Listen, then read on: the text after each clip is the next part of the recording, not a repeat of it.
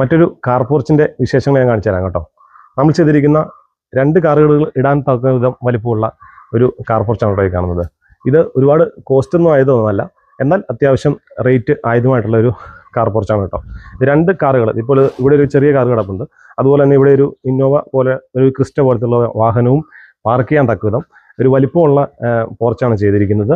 ഇതിൻ്റെ സൈസ് എന്ന് പറഞ്ഞാൽ 6 മീറ്റർ നീളമാണ് നമ്മുടെ ഇൻസൈഡ് നമുക്ക് കിട്ടുന്നത്. അതുപോലെ 20 അടി വീതിയാണ് നമ്മൾ കൊടുത്തിരിക്കുന്നത്.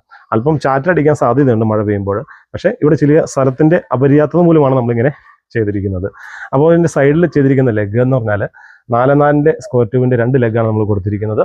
ഈ സൈഡിൽ വന്നിട്ട് നമ്മൾ ഇതിൻ്റെ സൺഷെയ്ഡിൽ നിന്നും ഹാങ്ങിങ് ചെയ്തിട്ടാണ് നമ്മളിത് എടുത്തിരിക്കുന്നത്. അപ്പോൾ അതുകൊണ്ട് ഉള്ള ഗുണം എന്ന് പറഞ്ഞാൽ ഇവിടെ ഒരു പഴയ പോർച്ച് വർക്കുണ്ട്. ആ പോർച്ചിലേക്ക് ഒരു വാഹനം കയറ്റിടാനായിട്ടും 2 വീലറോ അതുപോലെ തന്നെ കാറ് ആദ്യമേ കയറ്റിയിടാൻ എപ്പോഴും എടുക്കാത്തതായിട്ടുള്ള വാഹനം അതിൽ നമുക്ക് പാർക്ക് ചെയ്യാൻ പറ്റും. അതുകൂടാതെ ഇവിടെ 2 വാഹനങ്ങളും പാർക്ക് ചെയ്യാനായിട്ട് പറ്റും.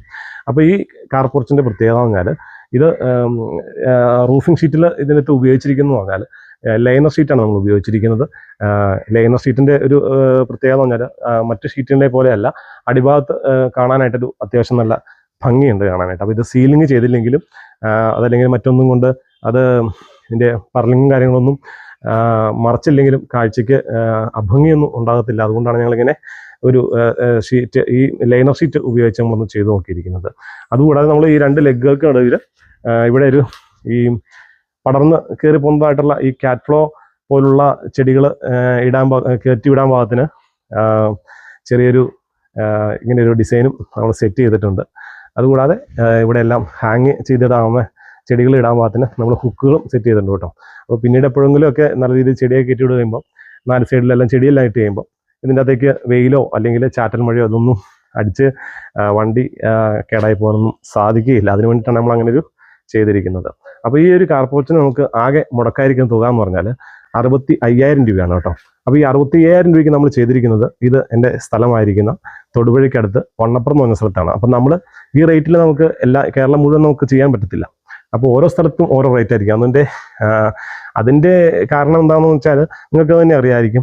ഇവിടെ ചെയ്യുന്ന റേറ്റിന് ഞാൻ പറഞ്ഞാൽ എന്താണെങ്കിലും പോസിബിൾ അല്ല എന്നുള്ള കാര്യം എനിക്കും അറിയാം, കമൻ്റ് ഇടുന്നവർക്കും അറിയാം. അപ്പോൾ അതുകൊണ്ട് നമ്മൾ അങ്ങനെ ഒരു റീസണിലാണ് ഇങ്ങനെ ഒരു റേറ്റ് നമ്മൾ പറയാൻ കാര്യം കേട്ടോ. അപ്പോൾ ഇത് നമ്മുടെ നാട്ടിൽ ചെയ്ത റേറ്റാണ്. അപ്പം ഏകദേശം നിങ്ങൾക്കൊരു ധാരണ ഉണ്ടായിക്കാണല്ലോ ഏകദേശം ഇത്ര മുടക്ക് വരുമെന്ന്. അപ്പം ഇതുപോലെയുള്ള നല്ല വീഡിയോകൾക്ക് വീണ്ടും കാണാം. അപ്പോൾ എന്നെ ഒന്ന് ഫോളോ ചെയ്ത് വെച്ചേക്ക്. അപ്പം വീഡിയോ ഇഷ്ടപ്പെട്ടെങ്കിൽ മറ്റുള്ളവർക്കൊന്ന് ഷെയർ ചെയ്ത് കൊടുത്തേരെ. അപ്പം ബൈ, മറ്റൊരു വീഡിയോ ആയിട്ട് കാണാം.